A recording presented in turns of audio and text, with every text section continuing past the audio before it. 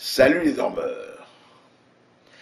Alors on pourrait se poser une question sur les comportements de cet admirable président américain, que tout le monde a salué comme étant le sauveur de l'univers, l'homme qui allait faire la paix dans le monde, d'ailleurs il a eu le prix Nobel pour ça, notre ami et néanmoins idole Barack Obama, appelé Obamao depuis qu'il est allé en Chine. Mais justement en Chine, qu'est-ce qu'il a obtenu? On a bien remarqué que ce champion des droits de l'homme dans les mots s'est bien abstenu de rencontrer un quelconque représentant des droits de l'homme en Chine, et que dans son fameux discours avec les étudiants, c'était des étudiants, évidemment, on pouvait s'en douter, triés sur le volet du Politburo chinois, qui lui ont tenu le crachoir.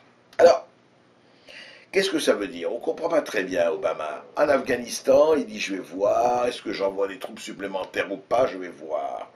Au Moyen-Orient, même chose, valse hésitation, il condamne d'un côté les constructions israéliennes dans telle ou telle partie de Jérusalem ou autre, et en même temps il dit aux Palestiniens, il faut quand même que vous alliez sur la table, de négociation. Certes, certes, mais tout ça sans tenir compte que la Hamas, lui, devait entendre parler pas d'un pouce de terre israélienne. Enfin, tout ça, c'est un peu n'importe quoi.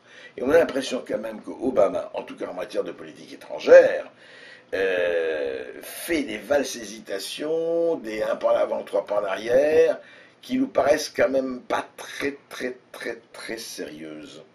Et ça, c'est quand même embêtant parce qu'on a vraiment besoin d'une Amérique un peu plus forte, et surtout d'un président qui a décidé de changer de politique et de rompre avec le passé de Bush, eh bien qu'il l'exprime. Car nous disions à babouche, à babouche, à babouche, mais dirons-nous aujourd'hui, Obama retourne à tes pantoufles. À voir. En attendant les dormeurs, réveillez-vous et suivez l'actualité.